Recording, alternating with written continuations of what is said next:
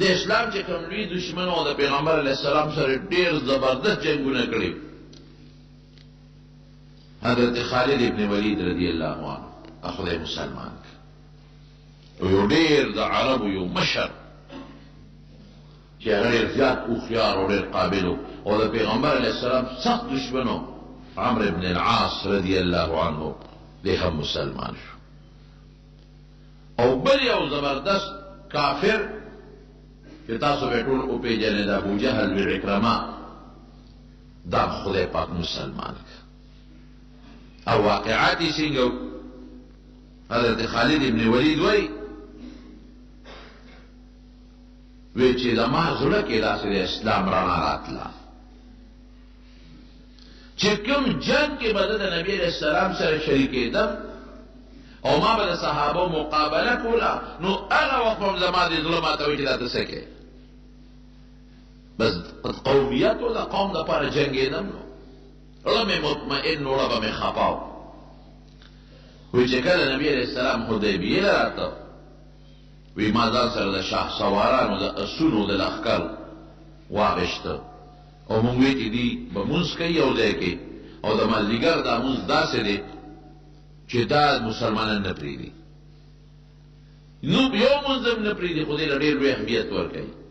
دغه قرآن شریف کې الله فرمایي حافظوا علی الصلوات والصلاة الوسطی چې یو مونځ هم نه ګورې پاتې نه شي ټول به کوئ او پورا په خپل وخت کې به یې کوئ وګورئ مازدیګر به خامخا کوئ.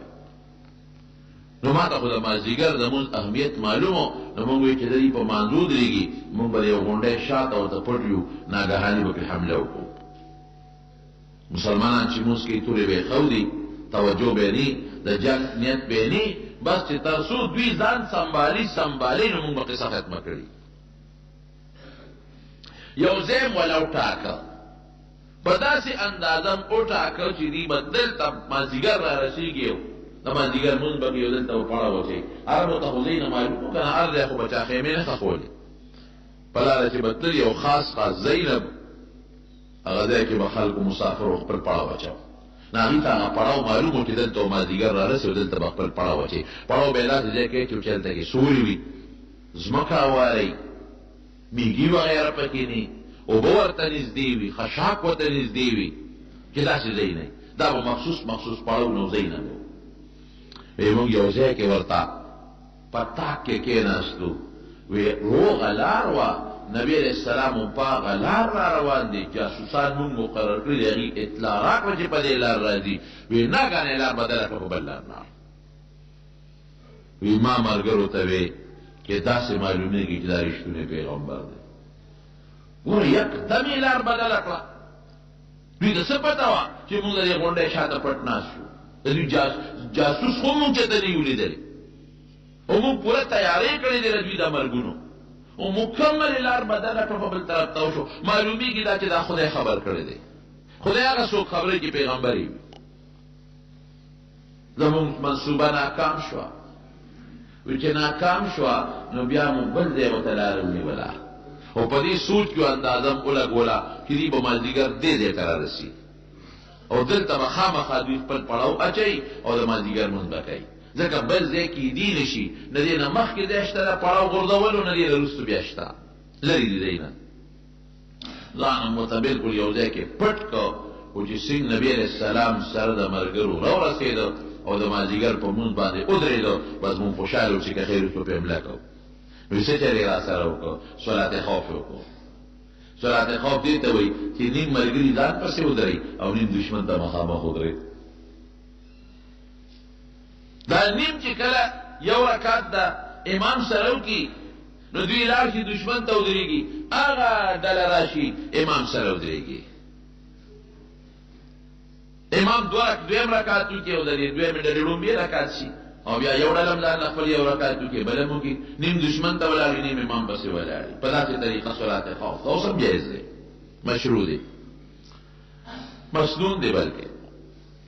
وی چې مونږ خو یې کې دیو په مانځو درېږي او مونږ به پې حمله کوو چې اوس مو قتل نو غون نیم خلک یې مونږ ته مخامخ ودرول نیم ورپسې په مانځو درېدل هغې چې ورسره رکعت وکړه هغوی رالل مونږ ته ودرېدل دوی ورغلل هغوی سره دویم رکعت وکړو بیا هغې خپل رکعت وکړ نیم مونږ ته ولاړ دي بیا رالل هغې مونږ ته ودرېدله نورو خپل نیم بس زمونږ منصوبه ناکام شوه وی ملګرو ته مې چې ما درته نه وي چې دا رښتونی پیغمبر دی دروغجن نه دی ګوره په کومه طریقه یې مونځ وکړه ومې خپل مونځ وکړو ومې زمونږ نه څوکۍ وکړه د ملګرو بیا حضور پاک ملګرو ته وی چې دا سړي خو مونږ نه صبرېږي یو ځای مو ته لار بدله کړه بل ځای د مانځه دې چل پول نیول غواړي کلک وینیول خالد ابن ولید سره د ملګرو یې ګرفتار کړ او حضور پاک ته یې پیش کړ لیکن نبی علیه السلام رحم دلو دشمن داسې دشمن چې هلکو ته راورسي کوم ځای کې پرېږدي وی معاف یې کړو چې ځای مو معاف کړی وی دوه نښې خو مې دا شوې چې دا سړی رښتونی دی او دا پیغمبر دی او بله نښه مې دا وه چې کله مې مو سره جنګ کړی دی جګړه مې ورسره کړې ده نو هغه وخت سره به زه مطمئن وم ما به وی بې ځایه جنګ کې ظلم کې خوله به مې نه مطمئن اوس په دې شش و پنج کې چې زه څه وکړم وی ماله کې دا فیصله وکړه چې زه عیسایي کېږم حقیقت پیغمبر هم سره خو مې دشمني ده سخته دشمني ده احد کې مې سره مضبوط جنګ کړی دی بدر کې مې ښه مضبوط جنګ کړی دی خندق کې ترې جنګ مې سره کړی دی نو دشمن سره خو نشم تابع کېدی که رښتونی دی خو نشم کېدی ضد دی ضد خو زه راشي عیسایي بشم یا یهودي بشم هلته به زه دی کې نبي کریم او د ده ورورو ولید مسلمان و ورور یې مسلمان دی نبي علیه السلام ولید راوغوښته وی ولیده وی خالد ډېر هوښیار دی مونږ سره ډېر جنګونه وکړل خو داسې هوښیار سړی د اسلام نه لرې نه دی پکار دی چې دا سړی مسلمان شي دته دومره لوی تجربه ده او دومره هوښیارتوب دی نو چې دا د کفر دپاره استعمالېږي د بوتانو دپاره نو پکار دی چې دا د اسلام دپاره پکار راشي وی د الله رسوله څه وکړم وی یو خط زه لیکم د خالد ابن ولید په نوم دا والا یو څه ممکن ده چې دا سړی خدای مسلمان کړي اوس خالد ابن ولید وی زه په دې سوچ کې یم چې شام ته ځم وی عیسایي کېږم وی دې کې زما ورور راغی ما له یې خط راوړه مې چې دا څه دي وی یاره نبي علیه السلام دا خط راکړی دا لږ وګوره چې خط مې ولیکه نو په خط کې راته حضور پاک او د شپې مې خوب الابیل ولیده د شپې مې خوب ولید چې خطرناک ځنګل دی غني دي پکې ازغي دي پکې او ډېر د خطرې سیدونه دي په دې ځنګل کې زه پکې روان یم ډېر خطرناک دی او چې روان یم نو یو صفا لارې ته تې ووتم د دې ځنګل نه پاکه لاره د صفا لاره د روغه رڼا هېڅ پکې تیاره نشته او هېڅ تکلیف پکې نشته او هېڅ نقصان نشته وی دا خوب مې ولید وی د خوب نه مې معلومه کړه چې زما دا کوم دین دی د جاهلیت او د کفر او د شرک دا خطرناک ځنګل دی دا د هلاکت ځنګل دی او زما روح ټیټ دی زه وځم د دې نه اوس کوم طرف ته چې ووتم دا به زما د رڼا لاره وي صراط مستقیم به وی دې کې ورور راله خط راوړو چې خط مې وکړ نو په خط کې راته لیکلي چې خالد ته ډېر هوښیار یې او قابل سړی ته د اسلام نه لرې پاتې کېدل تاله نه دي پکار که بل سړی وي چې هغه ناپوهي د اسلام نه لرې پاتې کېږي بېله خبره ده نو ته هوښیاره مې پوهه مې عقلمنده مې اسلام نه ځان لرې مه پاتې کوو زه دعوت در کوم ته مسلمان شه راشه مسلمان شه او دا خپل طاقت د کاڼو دپاره مې استعمالوه د بوتانو دپاره دا طاقت د الله د ذات دپاره استعمال کړه وی چې دا خط مې وکته وی ما وی چې ما خو د حضور پاک سره ډېر جنګونه کړي ما خو احد کې داسې جنګ ورسره کړی چې اویا مضبوط مسلمانان د ما له لاسه شهیدان شوي دي درته څه ویم ما د خط د چا نه راوړه وی ګوره ته پرېږده تا نبي علیه السلام لیدلی نه دی ولې مې لیدلی د ما د قوم سړی دی 53 کاله په دې مکه کې مونږ سره تېر کړي دي وی خانو تا ورته د دې نه نه دي کتلي حضور پاک ډېر رحم دی دا خط قسم دی چې نبي علیه السلام مال راکړه ستا په نوم مې چې ښه وړې ده خدای به خیر کړي وی زما یو څو دوستان یو صفوان ابن امیه د امیه زوی دی هغه له ورغله د کله مضبوط خلک و جنګي ماهرین کافران صفوان ابن امیه له ورغله دروازه مې وډبوله صفوانه بارو خیر دی خالده ما ویره بس مونږ خو ډېر عمر لري کام او عبادت وکړو ما ته خو دا سړی دا پیغمبر رښتونی ښکاري ستا څه خیال دی مړه زه چې ځو پرېږده دا کفر پرېږدو او د دې محمد ملګرتیا کوو صلی الله علیه وسلم هوښیارم دی مشرم دی د لوی قوم خاوندم دی موږ پې بدي نه ښکارو او غلبه هم ګورې را روانه ده ګیر چاپېره قبایل چې څومره ټول مسلمانان شو نو چې سبا د یرې نه مسلمانانېږو او سبا رسوا کېږو او شرمېږو نو ښه دا نه چې موږ مسلمانان شو په خپله خوښه وی صفوان ما ته وی چې خالده که دا ټوله دنیا مسلمانان شي او یو کس پاتې شي نو به زه یم د خلاف بس نورې خبرې پرېږده بس زه نه مسلمانېږم ټوله دنیا لري د ملګري چې ته یې ملګري شه یو زه به په دنیا کې د دښمن نه د مقابل ولاړ وی ما وی چیرې دی که دا غصه دی جذباتي دي په دې وجه چې په بدر کې د پلار امیه مړ شوی دی او د ورور مړ شوی دی نو دا ځکه غصه دی جذباتو کې دی دویمه خبره ورسره نه کوم دوستانه مې ده ورسره د دې نه پس د لاړمه بیا چاله یو بل زما دوست و هغه له ورلم هغه ته مې ووی اکرمه ته د ابوجهل زوی دی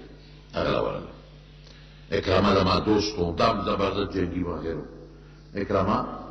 سره وزې و مصلحت کو دا ټوله خبره مې هغه ته وکړه چې مسلماني کړو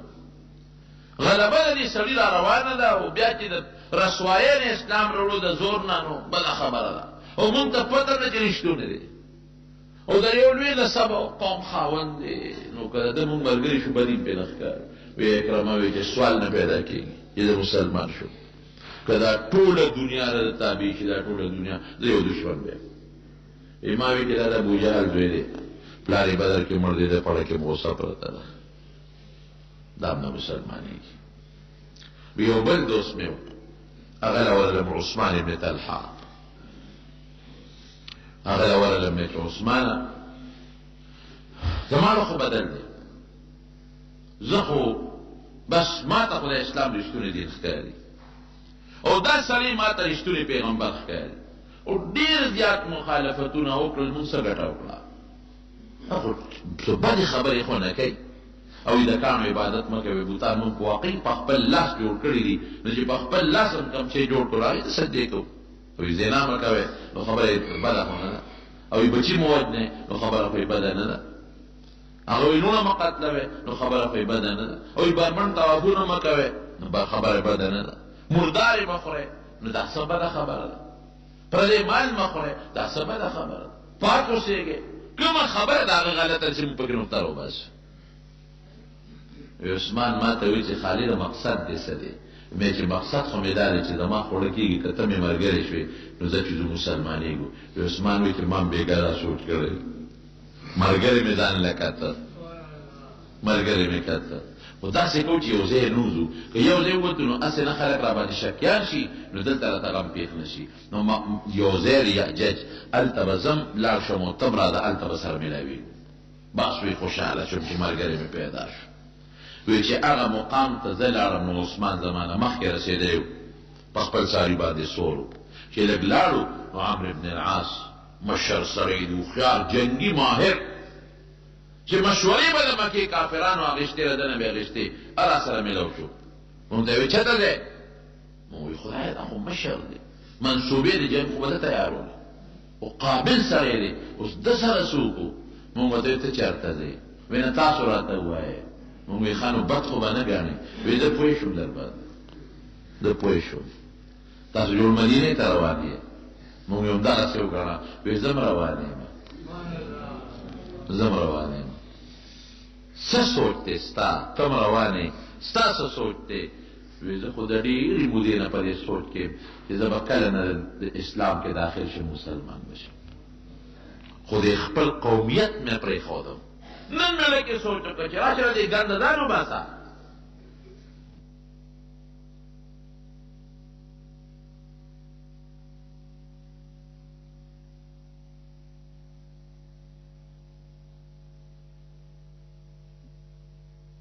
وایي چې ګوره اوس اسلام خو عجیبه دین دی که نه قسم دی چې سړی سوچ وکړي زمونږ دا دین مونږ له خدای خوښ کړی دی الله وایي ورضویت لکم الاسلام دینا پاک دامنه والا دین دی پاک دامنه والا مرداره مه خوره پردی مال مخورا، د مشر عزت کوا، د مور پلار احترام کوا، د بچی او د یتیم په سر لاس ایږدا، خدای ته سجده لګاوه،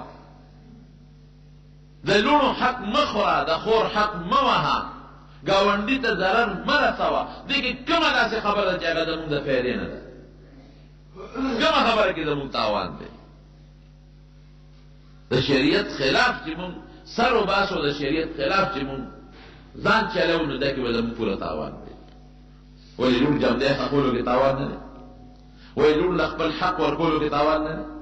ولې بدعملي کول او زناکاري کول تاوان نه دی؟